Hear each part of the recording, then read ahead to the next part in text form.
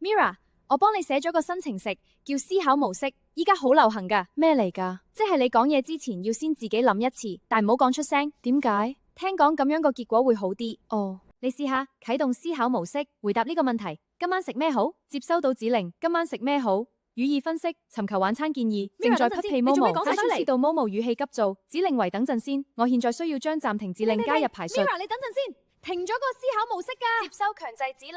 關 J 思考模式，我現在需要將 A few moments later， 思考模式已關閉。你知唔知你頭先有咩問題？就係你講埋你思考模式入邊啲嘢出嚟啊！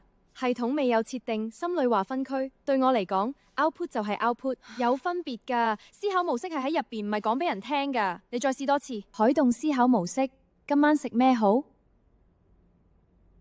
喂，得咗喎，冇 output 出嚟。Yes， 終於得咗啦！打邊爐，你中意食牛肉？附近間牛氣仲未收，啱系統延遲補還運算結果。偵測到你講 yes， 終於得咗啦，判定為自我感覺良好，需要為你熄咗佢啊，進行情緒管理。2000 years later， 思考模式已關閉，